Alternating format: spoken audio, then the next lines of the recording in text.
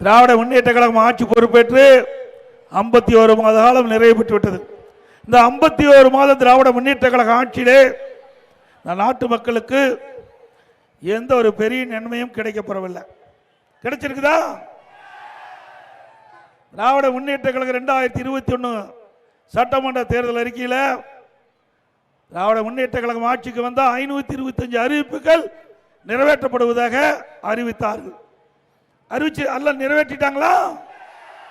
இல்லை இல்லை, ஒரு 10% அறிவிப்பு கூட இதுவரைக்கும் நிறைவேற்றப்படவில்லை. ஆனால் இன்றைய முதலமைச்சர் திராவிட முன்னேற்ற கழகத்தைச் சேர்ந்த தலைவர்கள் எல்லாம் திராவிட முன்னேற்ற கழக ஆட்சியிலே கொடுக்கப்பட்ட வாக்குறுதியில் 98% நிறைவேற்றப்பட்டதாக ஒரு பச்சை பொய்யை எல்லா இடங்களிலும் இன்றைக்கு பரப்புரையாற்றி வருகிறார். ஆகவே நாட்டு மக்களிடத்திலே கவர்ச்சிகரமாக பேசி நிறைவேற்ற முடியாத அறிவிப்புகள் எல்லாம் அறிவித்து மக்களை ஏமாற்றி கொள்ளைப்புறத்தின் வழியாக ஆட்சியிலே அமர்ந்த அரசு திராவிட முன்னேற்ற கழக அரசு. இன்றைக்கு நாட்டிலே விலைவாசி உயர்வு மண்ணை முட்டிக்கிட்ட அளவுக்கு விலைவாசி உயர்ந்திருக்குது. ஆக ஏழை மக்கள் நிறைந்த பகுதி, இந்த பகுதியிலே தொழிலாளர் நிறைய மக்கள் நிறைந்த பகுதி, நடுத்தர மக்கள் நிறைந்த பகுதி, இந்த மக்கள்லாம் விலைவாசியில் கடுமையாக பாதிக்கப்பட்டிருக்கிறாங்க. இன்னைக்கு அரிசி விலை கிட்டத்தட்ட 1 லிட்டருக்கு 20 ரூபா ஏறி போச்சு. இதையெல்லாம் நாங்கள் மளிகை கடையில் வாங்கின லிஸ்ட்டு. இதை ஏழை மக்கள் நடுத்தர மக்கள் இந்த ஆட்சியில் எந்த அளவுக்கு பாதிக்கப்பட்டிருக்க என்ற விவரத்தை சொல்வதற்காக இதை நான் இங்கே வாசிக்கிறேன். இன்னைக்கு அதிமுக ஆட்சியில் பச்சரிசி 1 கிலோ 40 ரூபாய்க்கு விற்றது. இன்றைய தினம் 77 ரூபாய்க்கு விற்கிது. பொன்னி புழுங்கல் அரிசி 1 கிலோ 50 ரூபாய்க்கு விற்றது. அதிமுக ஆட்சியில் இப்போ 72 ரூபாய்க்கு விற்கிது 1 கிலோ. இட்லி புழுங்க அரிசி 1 கிலோ 30 ரூபாய்க்கு அதிமுக ஆட்சி. இன்னைக்கு திமுக ஆட்சியில் 48 ரூபா. கடல் எண்ணெய் 1 கிலோ அதிமுக ஆட்சியில் 130 ரூபா. இன்றைக்கு திமுக ஆட்சியில் 190 ரூபா. 1 லிட்டருக்கு 60 ரூபா அதிகம். நல்லெண்ணெய் 1 கிலோ 250 அதிமுக ஆட்சியில், திமுக ஆட்சியில் 400. தோரம்பருப்பு 1 கிலோ 74 ரூபா. அதிமுக ஆட்சியில், திமுக ஆட்சியில் 130 ரூபா. 56 ரூபா கிலோவுக்கு அதிகம். உளுத்த பருப்பு 1 கிலோ 79 ரூபா. அதிமுக ஆட்சி, திமுக ஆட்சியில் 120 ரூபா. 1 கிலோ 41 ரூபா. இது எதற்காக நான் இந்த நேரத்தில் வாசிக்கிறேன் என்று சொன்னால், அதிமுக ஆட்சியில் விலைவாசி கட்டுப்பாட்டுக்குள் வச்சிருந்தோம். திமுக ஆட்சியில் விலைவாசி விண்ணை முட்டிக்கிட்ட அளவுக்கு உயர்ந்திருக்குது. இதை கட்டுப்படுத்த இந்த அரசினால் திறமை இல்லை.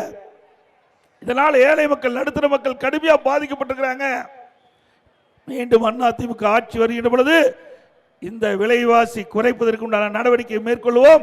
இதே அனைத்து இந்திய அண்ணா திராவிட முன்னேற்ற கழக அரசுகின்ற பொழுது விலை கட்டுப்பாட்டு நிதி என்ற ஒரு நிதியை 100 கோடி ரூபாய் ஒதுக்கி வச்சு எந்த உணவுப் பொருள் விலை ஏறுகிறதோ அந்த உணவுப் பொருள் வெளி மாநிலத்தில் குறைத்த விலைக்கு வாங்கி தமிழ்நாட்டுக்கு கொண்டு வந்து கூட்டுறவுத்துறை மூலமாக அதை விலைவாசியை கட்டுப்படுத்தக்கூடிய ஒரு அரசாக அதிமுக அரசு இருந்தது. இதனால் ஏழை மக்கள் நடுத்தர மக்கள் பாதிப்புக்குள்ளாகாமல் பாதுகாக்கப்பட்ட அரசு அதிமுக அரசாங்கம். இன்றைக்கு ஸ்டாலின் பேசுறார். திராவிட முன்னேற்ற கழக தேர்தல் அறிக்கையிலே குடும்ப தலைவிக்கு மாதந்தோறும் 1000 ரூபாய் உரிமை தொகை கொடுப்பதாக எப்பொழுது பார்த்தாலும் பேசி வருகிறார். இன்றைக்கு கூட இந்த மாவட்டத்தினுடைய அமைச்சர் நேரு அவர்கள் ஒரு பேட்டி கொடுக்கின்ற பொழுது புரட்சி தலைவர், நம்முடைய தலைவர் பொன்மனச்செம்மல் புரட்சி தலைவர் அவர்களுக்கு தான் பெண்களிடத்தில் அதிக செல்வாக்கு இருந்தது. இப்பொழுது திராவிட முன்னேற்ற கழக தலைவர் அவருக்கு செல்வாக்கு இருப்பதா சொன்னா அது உண்மையா? எம்ஜிஆருக்கு என்று தனி அடையாளம், அவருக்கு இணையா யாரும் கிடையாது. கிடையாதுல்ல. ஒப்பற்ற தலைவர் பொன்மனச்செம்மல் புரட்சி தலைவர் எம்ஜிஆர். இந்த மக்களுக்காக பிறந்து வாழ்ந்து மறைந்த ஒரே தலைவர் பொன்மனச்செம்மல் புரட்சி தலைவர் எம்ஜிஆர். அவரை இணை வச்சு எவரும் பேச முடியாது. இன்றைய தினம் இந்த உரிமை தொகையை உடனே நம்முடைய தாய்மார்கள் பாதிக்கிறாங்களா? கொடுக்கல.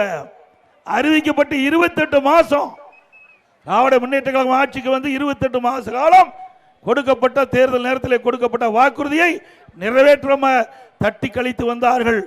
அனைத்து இந்திய அண்ணா திராவிட முன்னேற்ற கழக சட்டமன்ற உறுப்பினர்கள், பிரதான எதிர்க்கட்சி தொடர்ந்து திராவிட முன்னேற்ற கழக அரசுக்கு அழுத்தம் கொடுத்தோம். நீங்கள் கொடுக்கப்பட்ட வாக்குறுதி மாதந்தோறும் 1000 ரூபாய் குடும்ப தலைவிக்கு உரிமை தொகை வழங்குவதாக குறிப்பிட்டு வாக்குகளை பெற்ற பிறகு இந்த குடும்ப தலைவி ஏமாற்றுவது சரியில்லை என்று தொடர்ந்து சட்டமன்றத்தில் அழுத்தம் கொடுத்தோம். பிறகு அதிமுக பொதுக்கூட்டத்தில் தொடர்ந்து பேசணும், அறிக்கையின் வாயிலாக வெளியிட்டோம், ஊடகத்தின் வாயிலாக வெளிப்படுத்தணும். வேற வழி இல்லாம அதிமுக கட்சி வெளியிலையும் சட்டமன்றத்திலையும் அழுத்தம் கொடுத்த காரணத்தினால்தான் திராவிட முன்னேற்ற கழக அரசு வேற வழி இல்லாம இந்த நம்முடைய குடும்ப தலைவிக்கு 1000 ரூபாய் கிடைப்பதற்கு நடவடிக்கை எடுத்த கட்சி அதிமுக கட்சி. ஒன்னு திமுக எடுத்து கூட கொடுக்கல, கொடுத்தாங்களா? இதே கர்நாடகம் பக்கத்துல அவர்களும் இதே மாதிரி வாக்குறுதி கொடுத்தாங்க. அது காங்கிரஸ் கட்சி தான் ஆட்சிக்கு வந்திருக்குது. ஆனா அங்க இருக்கிற காங்கிரஸ் கட்சி அந்த கொடுக்கப்பட்ட வாக்குறுதியை 2 மாசத்துல நிறைவேற்றி காட்டினாங்க. ஆனா தமிழ்நாட்டில் அப்படி இல்லை. ஓட்டுகளை பெறுகின்ற வரை அழகா பேசுவாங்க, கவர்ச்சிகரமாக பேசுவாங்க. வாக்குகளை பெற்று ஆட்சிக்கு வந்த பிறகு அப்படி அந்தர்பல்ட்டி அடித்து அந்த திட்டத்தை கைவிட்டுருவாங்க. ஆனா அனைத்து இந்திய அண்ணா திராவிட முன்னேற்ற கழகம் கடுமையா போராடி சட்டமன்றத்திலையும் போராடணும், வெளியிலையும் அழுத்தம் கொடுத்த காரணத்தினால்தான் திராவிட முன்னேற்ற கழக அரசு வேறு வழி இல்லாம குடும்ப தலைவிக்கு மாதந்தோறும் 1000 ரூபாய் பெற்று தந்த கட்சி அதிமுக கட்சி. எப்பொழுது ஒரு மாதத்திற்கு முன்பு அந்த விதிகளை தளர்த்தி மேலும் 30 லட்சம் குடும்ப தலைவிக்கு மாதந்தோறும் 1000 ரூபாய் கொடுப்பதாக அறிவிக்கப்பட்டிருக்கிறது. எப்போ என்ன 8 மாசத்துல தேர்தலுக்கு இருக்குது, 52 மாசம் உருண்டு அடி போய்விட்டது. அடுத்த ஆண்டு தேர்தல் வர இருக்குது. ஆக இந்த 30 லட்சம் மக்களுடைய வாக்குகள் திமுக தேவை. இங்க இருக்கின்ற தாய்மார்களுடைய கஷ்டத்தை எண்ணி இந்த 30 லட்சம் பேர்களுக்கு மாதந்தோறும் 1000 ரூபாய் உரிமை தொகை கொடுக்கல. அடுத்த ஆண்டு நடைபெற்ற சட்டமன்ற பொது தேர்தலை மையமாக கொண்டு இன்றைக்கு விதியை தளர்த்தி அடுத்த ஆண்டு நடைபெற்ற சட்டமன்ற தேர்தலுக்கு இன்னும் 8 மாதம் இருக்குது. இப்பொழுது அந்த 8 மாதத்துக்கு குடும்ப தலைவிக்கு 1000 ரூபாய் கொடுப்பதாக இந்த அரசு அறிவிக்கப்பட்டுகின்றது. ஏன் 28 மாசம் கழிச்சு கொடுக்கும் போது இதுக்கு தகுந்த விதிகளை உருவாக்கி இந்த மக்களுக்கு கொடுத்திருக்கலாம். ஆனா அதை செய்யவில்லை. திராவிட முன்னேற்ற கழக மக்கள் செல்வாக்கு இழந்து விட்டது, கட்சியுடைய செல்வாக்கு இழந்து விட்டது. ஆகவே அடுத்த ஆண்டு நடைபெற்ற சட்டமன்ற பொது தேர்தலில் திமுக தோல்வி உறுதி. அந்த பயத்தில் தான் இன்றைக்கு முதலமைச்சர் விதியை தளர்த்தி மேலும் 30 லட்சம் நம்முடைய குடும்ப தலைவிக்கு 1000 ரூபாய் கொடுப்பதாக அறிவிச்சிருக்கிறாங்க. ஆக நாட்டு மக்களுடைய கஷ்டத்தை எண்ணி இந்த திட்டத்தை திராவிட முன்னேற்ற கழக அரசு அறிவிக்கவில்லை என்பதை நேரத்தில் சுட்டிக்காட்டி, அதோடு இன்றைக்கு தமிழகத்தில் சட்ட ஒழுங்கு டிஜிபி மிக மிக முக்கியம். ஏற்கனவே சட்ட ஒழுங்கு சதி சிரிச்சிட்டு இருக்கு தமிழ்நாட்டில். இன்றைக்கு தமிழ்நாட்டில் சட்ட ஒழுங்கு டிஜிபி 30ஆம் தேதி ஓய்வு பெற இருக்கிறார். இந்த மாதம் ஓய்வு பெற இருக்கிறார்.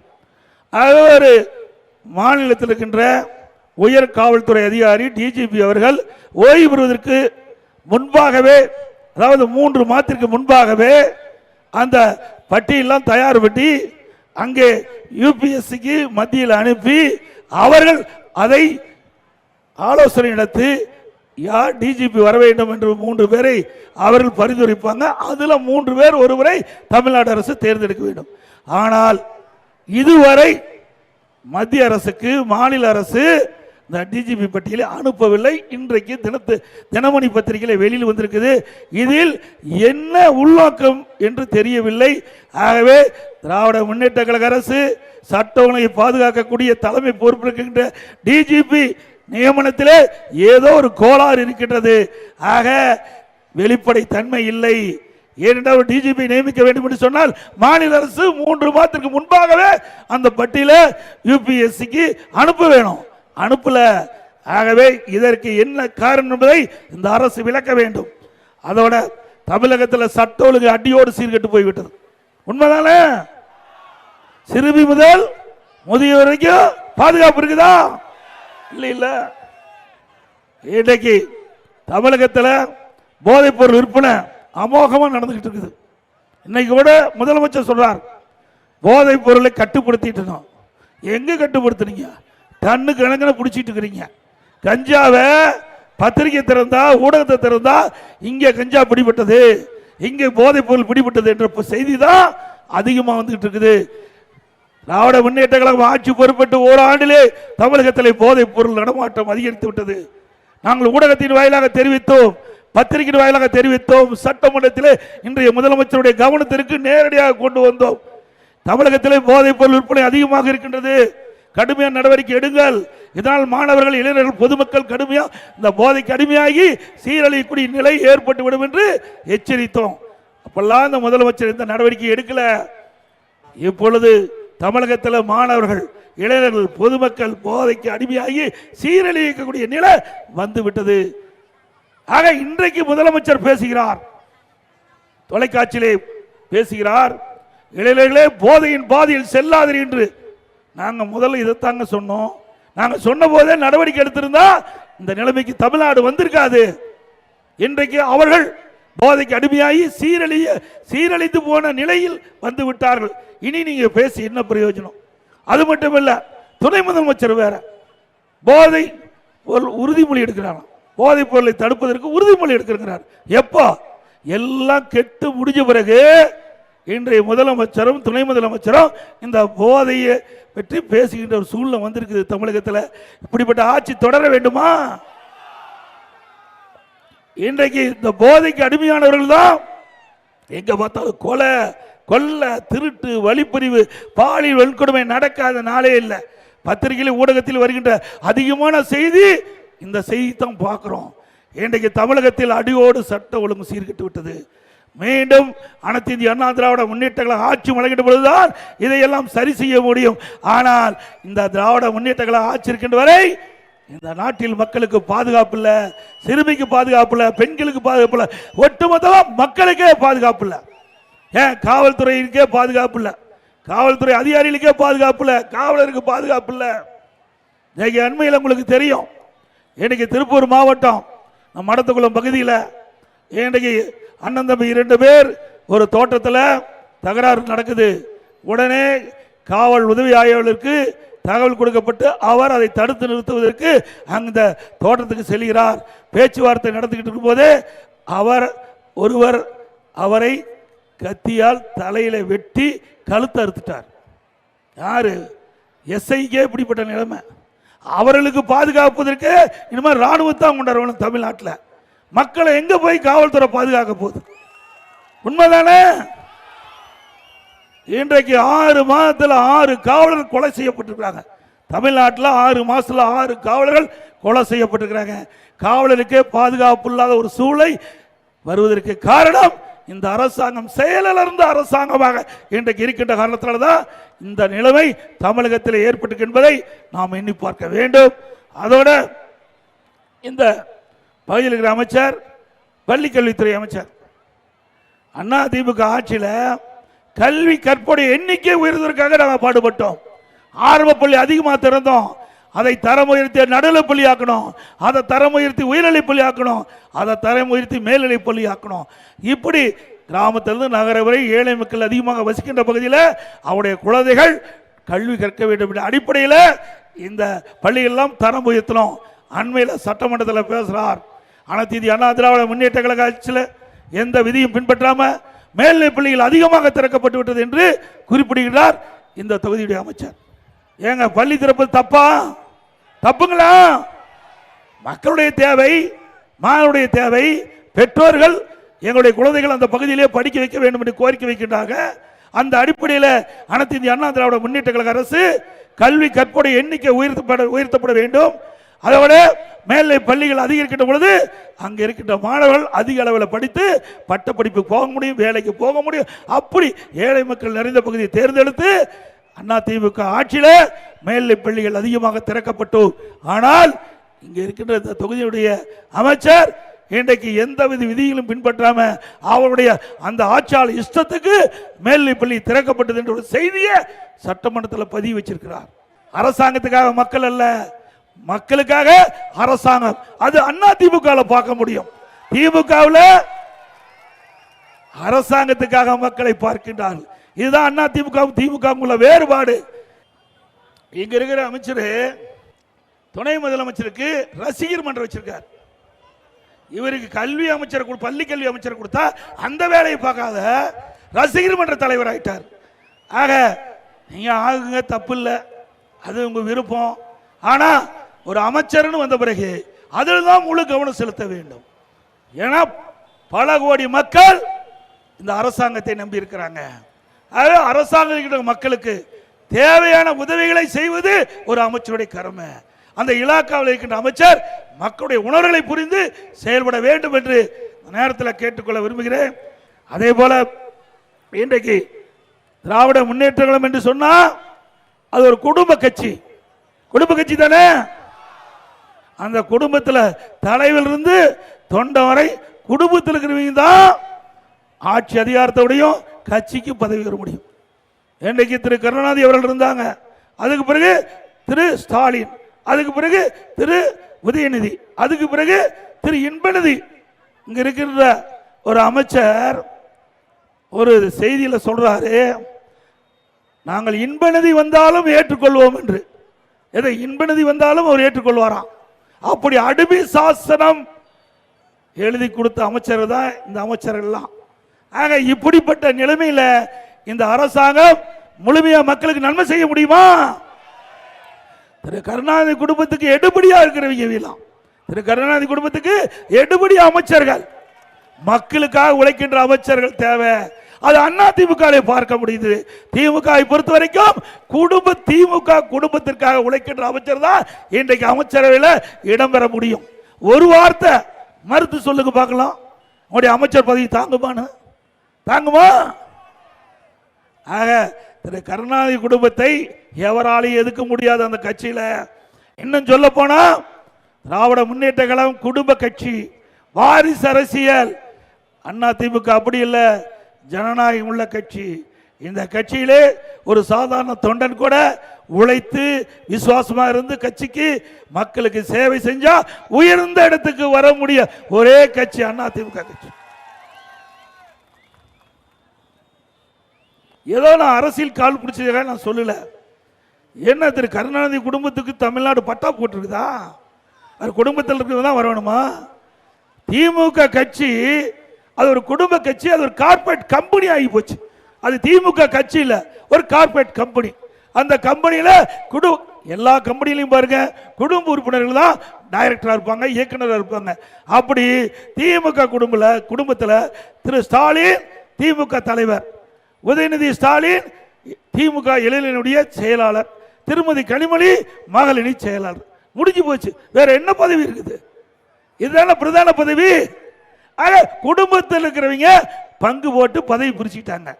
ஆனா திராவிட முன்னேற்ற கழகத்தில் எமர்ஜென்சியில் இருந்து மிஸ்ஸால் இருந்து கஷ்டப்பட்டு சிறைக்கு போனவங்க எல்லாம் ஓரம் கட்டப்பட்டு விட்டது. இன்றைய தினம் திராவிட முன்னேற்ற கழகம் ஒரு குடும்ப கட்சியாக தமிழகத்திலே ஆட்டி படைத்துக் கொடுக்கிறதை நாம் எண்ணி பார்க்க வேண்டும். 2026 சட்டமன்ற பொது தேர்தல் குடும்ப ஆட்சிக்கு, வாரிசு அரசியலுக்கு முற்றுப்புள்ளி வைக்கின்ற தேர்தலாக அமைய வேண்டும்.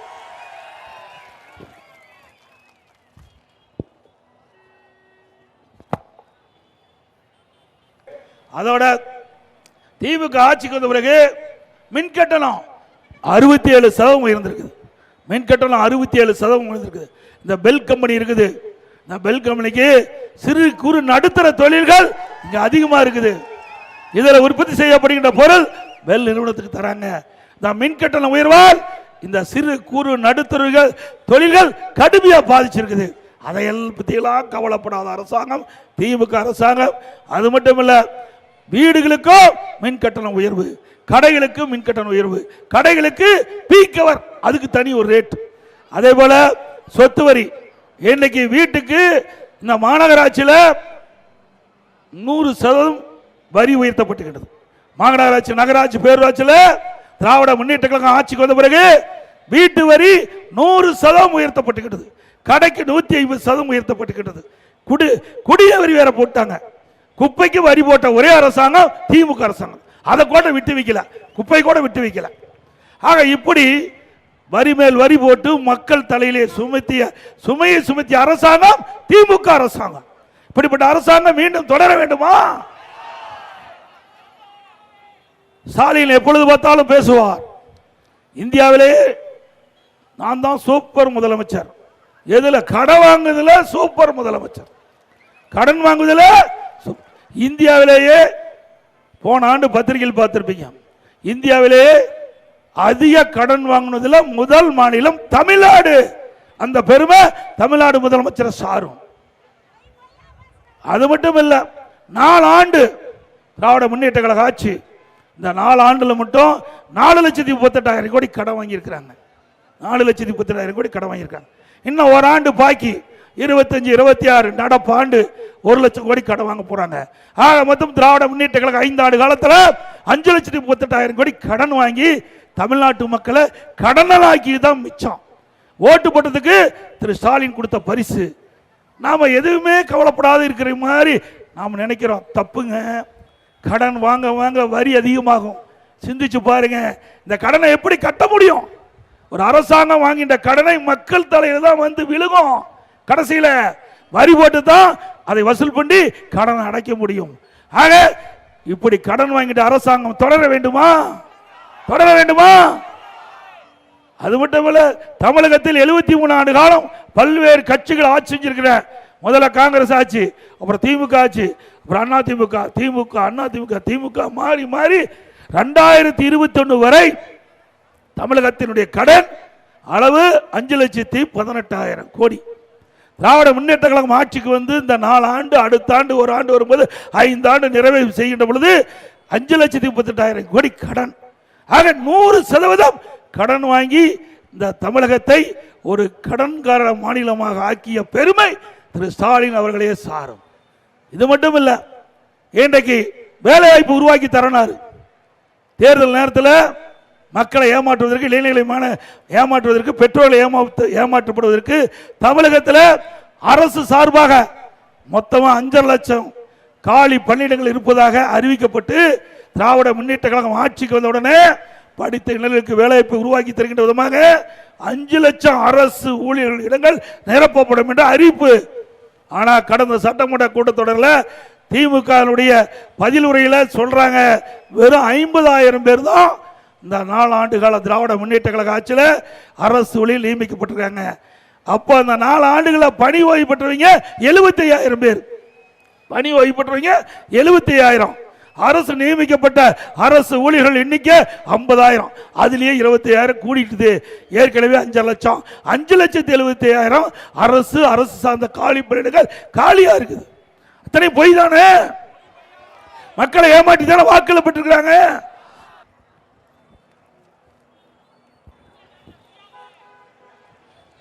இன்றைக்கு இந்த பகுதி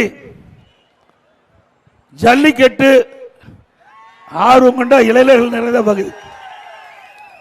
இதுல ஜல்லிக்கட்டிலேயே பெயர் பெற்ற பகுதி சூரியூர் ஜல்லிக்கட்டு பெயர் பெற்ற பகுதி.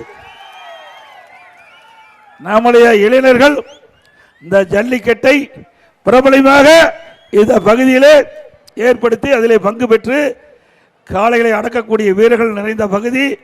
இதை மேலும் இந்த ஜல்லிக்கட்டு சிறப்பாக நடப்பதற்கு அதிமுக ஆட்சியில் நடவடிக்கை எடுக்கப்படும்.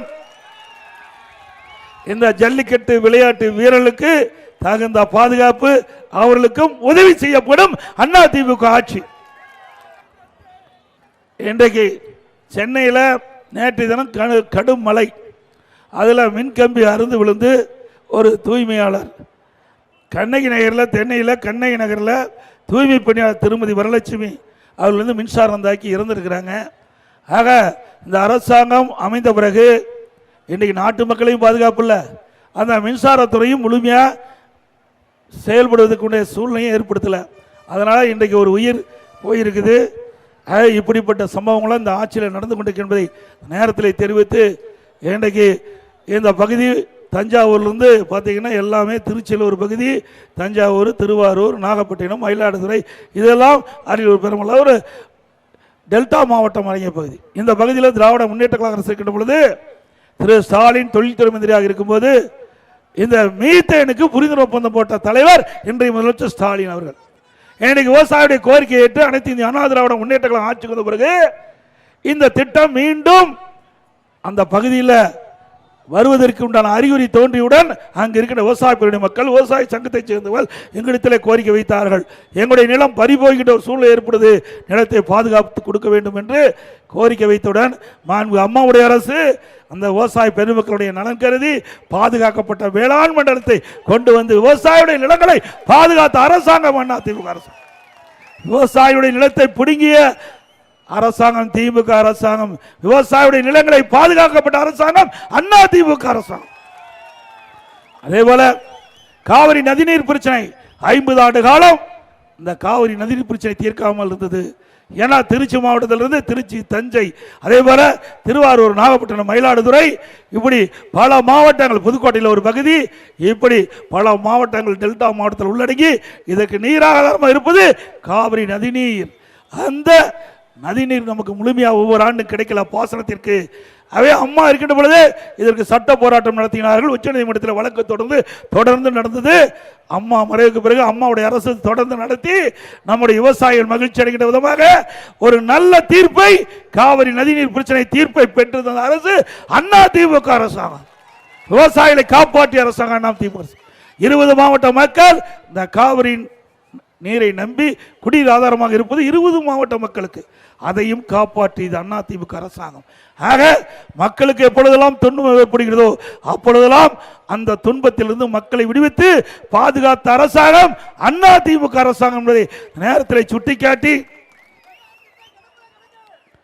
இன்றைக்கு கிராமமாக சரி நகரமாக இருந்தாலும் சரி, ஏழை மக்களுக்கு வீடு இல்லாமல் வாழுகின்ற ஏழை தொழிலாளிகள், அதேபோல் தாழ்த்தப்பட்ட மக்கள், அவர்களுக்கு அனைத்து இந்திய அண்ணா திராவிட முன்னேற்ற கழக ஆட்சி வருகின்ற பொழுது கிராம பகுதியாகவும் சரி நகர பகுதியாகவும் சரி அந்த மக்களுக்கு அற்புதமான பல லட்சம் ரூபாயில காங்கிரீட் வீடு கட்டித்தரப்படும். அதிமுக ஆட்சி கட்டித்தரும். இது அதிமுக பிரதான அறிவிப்பாக வரும். அதே போல ஒவ்வொரு தீபாவளி வருகின்ற பொழுதும் நம்முடைய தாய்மார்களுக்கும் நம்முடைய சகோதரிக்கும் அற்புதமான சேலைகள் வழங்கப்படும். திருமண உதவி திட்டத்தின் கீழ் ஏற்கனவே 26,50,000 கொடுக்கிறோம். தாலிக்கு ஒரு பவுன் கொடுக்கிறோம். இந்த ஆட்சியில் அது நிறுத்தப்பட்டு விட்டது. மீண்டும் அதிமுக ஆட்சி வந்தால் அந்த திட்டம் தொடரும். அதோட திருமண உதவி திட்டத்தின் கீழ் தேர்ந்தெடுக்கப்படுகின்ற மணப்பெண்ணுக்கு அருமையான பட்டு சேலை வழங்கப்படும். மணமனுக்கு பட்டு வேஷ்டி கொடுக்கப்படும்.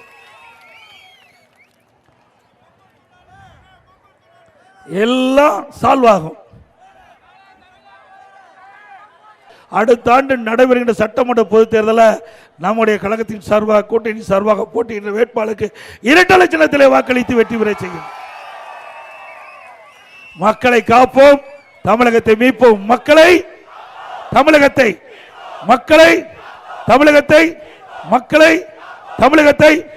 By by Stalin. நன்றி, வணக்கம்.